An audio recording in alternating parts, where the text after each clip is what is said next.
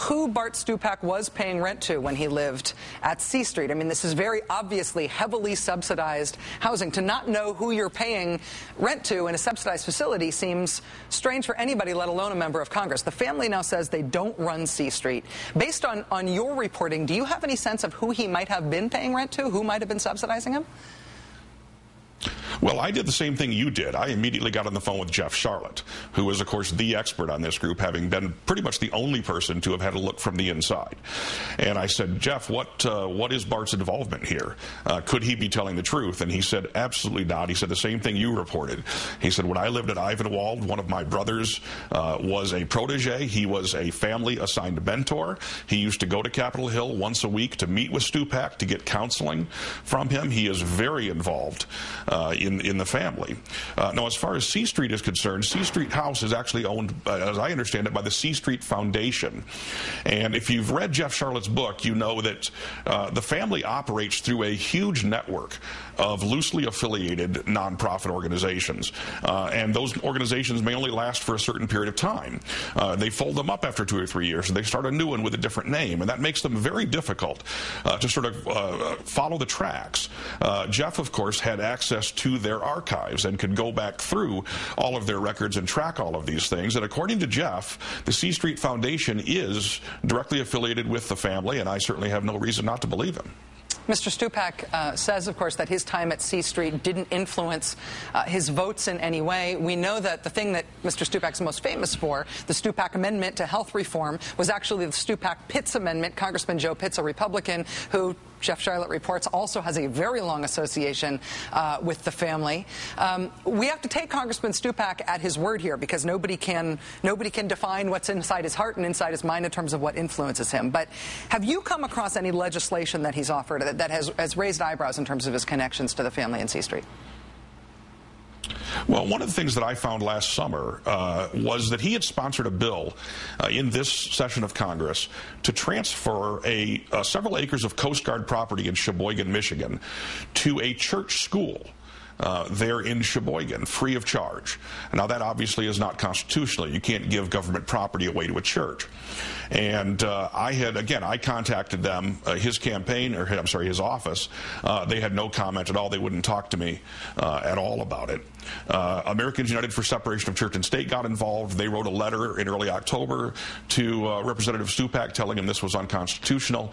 The next day he withdrew that legislation and put in new legislation that would sell the property at fair market value, but would give the church the right of first refusal to buy it at fair market value.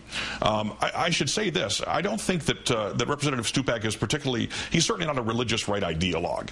He's a fairly moderate guy. The one big issue for him is abortion. When it comes to gay rights, for example, he's got a 63% lifetime rating from the Human Rights Campaign. That's not terrible. He's only got a 53% lifetime rating from the Christian Coalition. So I don't think it's fair to paint him as sort of a religious right ideologue. That's not what he is. He's a fairly moderate guy. But abortion is the one issue that I think really gets his dander up and that he feels very strongly about. And he feels like that's a place where his religious views should be imposed on the rest of the country. Ed Brayton is state editor for the Michigan Messenger. Thanks for helping us flesh out this story with your reporting and helping us all get to know Bart Stupak a little better. Really appreciate it, Mr. Brayton. Thanks, Rachel. Thanks for having me. The centerpiece of the Republican electoral strategy for the elections this year is and has been kill health reform. Slow it down, water it down, kill it at all costs, even if you have to pretend to negotiate, and even if the Democrats relent and add a bunch of your ideas to the health bill, it doesn't matter. Reform must die. That's the plan. And for a while, it looked like that plan was working. Now it seems like it's not. It seems like health reform is going to pass in one form or another, and very soon. And thus the Republican Party's attempts to kill health reform are growing increasingly desperate. The challenge for the opponents of health reform now is that people, as a general rule, don't do their best work when they're desperate. Take, for example, the RNC fundraising PowerPoint presentation that was leaked to Politico.com today. The presentation details, among other things, what the Republican Party thinks might be motivating their donors now. They suggest things like fear, extreme negative feelings toward the existing administration, also peer pressure and ego. Nice. I wonder what they say about people they're not trying to attract. But the big Republican sales pitch is that the GOP will save the country from trending towards socialism! Exclamation point. They will save the country from also the evil empire. Not making this up, that's what it says. The evil empire. These are their terms. The evil empire, as you can see, is made up of President Obama, made up to look like the Joker from Batman. Also, House Speaker Nancy Pelosi, made up to look like Cruella de Vil, because you heard that thing about her and puppies, right? Weirdest of all, perhaps the clearest sign yet that we're dealing with a little hyperactive hysteria here. The final component of the evil empire, according to the Republican National Committee, is Harry Reid as Scooby-Doo. Plus, there's also a bonus picture of Nancy Pelosi and Harry Reid as the couple from the American Gothic painting. So this is the Republican Party strategy for raising money and winning elections this year. Fear, socialism, Depression-era American painting, Scooby-Doo. Oh, my God. Meanwhile, House Republicans' last-ditch strategy for trying to stop health reform is less bizarre than the National Party as a whole, but it makes just as much sense. The National Republican Congressional Committee is calling their effort to kill health reform now Project Code Red, alerting America to the Democrats' health care takeover. But here's the we're so freaked out we misfired part of this. The targets of the Code Red alert are Democrats. The National Republican Congressional Committee is making thousands of red alert robocalls to House Democrats' home districts, mostly House Democrats who have already voted in favor of health reform, and these calls are supposed to pressure them to vote against reform when it comes up again for a final vote. Now, here's an excerpt of the call that's going out, for example, in Congressman Tom Perriello's district in Virginia. Hello, I'm calling from the National Republican Congressional Committee with a code red alert about an impending health care vote in Congress. Even though a majority of Virginia voters want them to scrap it, Speaker Nancy Pelosi and President Obama are planning to ram their dangerous, out-of-control health care spending bill through Congress anyway. What's worse, Congressman Tom Perriello voted for this bill the last time it was up and might vote for it again. Please call Tom Perriello now before it's too late and tell him to vote no on Nancy Pelosi's dangerous health care scheme. Anyway. So the message from Republicans to, again, a Democratic congressman, Tom Perriello in this case, is essentially, you know, look, man, we'll totally go after you if you vote yes on health reform again. But if you change your vote and vote no, we will leave you alone. Right? We'll never, ever call you a flip-flopper. We'll never talk about the time you did vote for health reform, ever. We swear. Pinky swear.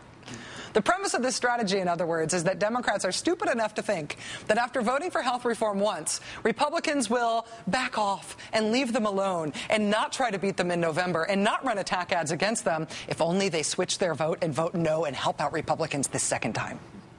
Also, they have some watches they'd like to sell you. They're here inside my coat. I swear they're real Rolexes. Incidentally, both the weird cartoons from the RNC fundraising presentation and the bizarrely targeted robocalls are now being used as fundraising tools by the Democrats. Because there is a word for what's going on in the Republican Party right now, and I believe that word is flop sweat. Joining us now is Marie Cox, Washington correspondent for GQ magazine. Marie, it's always nice to see you. Thank you for joining us. Thank you, Rachel. How can Scooby-Doo be part of a conception of an evil cartoon empire? What did Scooby-Doo do? Well, maybe he's going to rip his mask off at the end and he'll be Dick Cheney and complain about those meddling kids. That's the only way I can see it working out. This fundraising presentation, it isn't just insulting to Democrats and Scooby-Doo. It's also very insulting to Republicans. It's the GOP referring to their own donors as ego-driven and reactionary. I mean, is that kind of standard stuff, or is this potentially damaging for the Republican Party and their major donors? Well, I talked to a few people about this, and what I was told is it's standard to try and do this kind of fear tactic. That actually works. And so they're right on both counts also, that the major donors are ego-driven and the minor donors are fear-driven. I think also what we're getting a glimpse of here is those people that were in the room watching the PowerPoint presentation, those were not the super, super major donors. Those are people who want to feel like major donors. Those are people who want, actually, their egos flattered. They want to feel like they know stuff that other people don't. And that's probably what was happening here. And think about what a desperate time this is for any kind of fundraising. I think that they were probably pulling out all the stops, and that's probably why they committed this to PowerPoint, which, by the way, is a sign of total ineptness in and of itself. Well, the RNC chairman, Michael Steele, has been asked about this all day today, and he's been quite furiously distancing himself from this. But it was this is a PowerPoint that was done by the RNC finance chair and the RNC finance director. So why do we get Michael Steele as chairman running away from something like this done by the top finance people in the party? Well, again, talking to people I know who served on national committees for both parties, it's possible that he didn't know about this particular presentation. That is believable. What's not believable is that he doesn't know that this kind of thing happens. And also what's not believable is that he doesn't agree that these things are true. Not that Obama is a joker and Nancy Pelosi is Cruella de Vil, but that... Again, the major donors are driven by ego, and the minor donors are driven by fear. This is something actually that probably applies to both parties, but it's just unusual to see it spelled out. Do the RNC finance